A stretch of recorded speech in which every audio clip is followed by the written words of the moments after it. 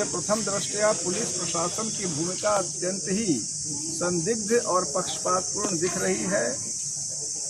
कई बिंदुओं पर कमियां हैं।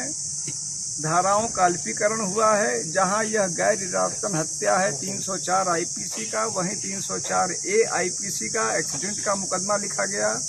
पुलिस एस्कॉर्ट फर्जी ढंग से एक वाहन पे लिखा गया, उस पर कोई कार्रवाई नहीं हुई।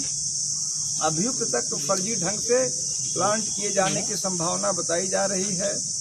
उसके अलावा किसी भी प्रकार से जो वहाँ गाड़ी थी उसको सही ढंग से उसका कोई टेक्निकल मुआयना नहीं हुआ।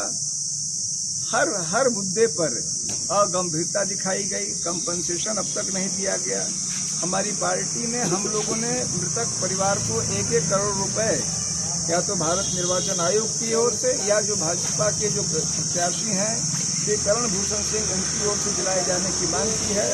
और श्री करण भूषण सहित जो भी व्यक्ति जिस हद तक इस पूरी प्रक्रिया में जिम्मेदार और उत्तरदायी हैं, यदि गलत ढंग से चुनावी प्रचार के लिए गाड़ियां निकल रही थी या अन्य जो कुछ भी मामला थे, इंश्योरेंस न होने का मामला है या फिर प्रदूषण के लाइसेंस के बिना गाड़ी चलाने का मामला है या बार बार उनके जो है इस मामले 11 बार संभवतः चालान होने का मामला, हर बिंदु पर सक्षम प्राधिकारी सही ढंग से उत्तरदायित्व निर्धारण करे।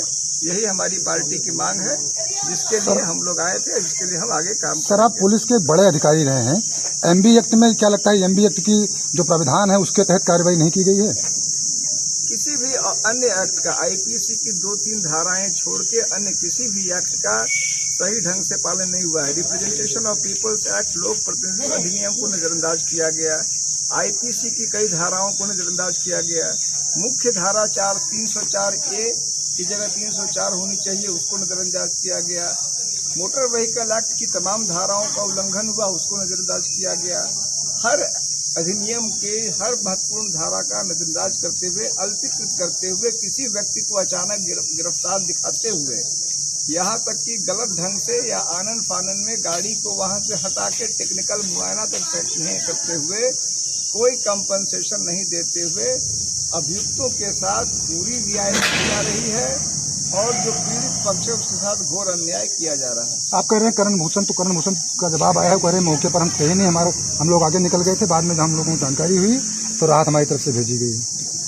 करण भूषण सिंह जी की यह बात प्रथम दृष्टया इसलिए सही नहीं दिखती है क्योंकि मौके के बताए तथ्यों के अनुसार जब 5 गाड़ियां वहां उससे कुछ देर पहले कर्नलगंज की बैरियर से निकली तो थोड़ी दूर पर ही छठी गाड़ी थी, जो मुश्किल से 100 मीटर 200 मीटर की दूरी रही होगी।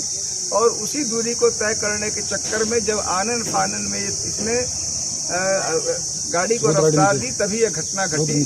प्रथम दृष्टया यह पूरा का पूरा प्रकरण एक ही चुनावी काफिले से जुड़ा दिखता है और अतः करण भूषण जी का यह दावा सही नहीं दिखता है। ब्रजभूषण जी ने कहा है कि सारी जिम्मेदारी ड्राइवर की होगी।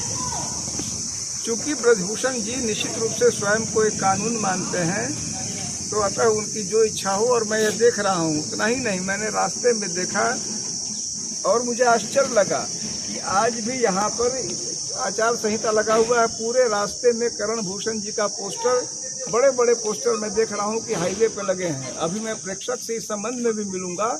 हमारी निगाह में वह भी गैर कानूनी ढंग से लगे पोस्टर हैं, बिना अनुमति के लगे पोस्टर हैं। यदि इस प्रकार की स्थिति प्रेक्षक और डीएम के रहते यहाँ हो रही है तो निष्पक्ष चुनाव हो, वह भी अपने आप में संशय का विषय है। डीएमएसपी से आपकी मुलाकात हुई, क्या कुछ बात हुई? हम लोगों ने डीएमएसपी को पूरी बात कही है। उन्होंने कार्रवाई का आश्वासन दिया है, लेकिन वो क्या कार्रवाई करेंगे इस पर निरंतर हमारी निगाहें रहेंगी। अगला कदम सर आप लोगों का क्या होगा? हम उनके कार्य को देखेंगे और जहां कहीं भी कोई कमी दिखेगी, हमारी पीड़ित परिवार से बात हुई है, हमने उनसे अनुरोध किया है निरंतर संपर्क में रहने का, और उनकी जिस स्थान पे लीगल या अन्य जो भी सही ढंग से मदद संभव होगी हम उनको करेंगे।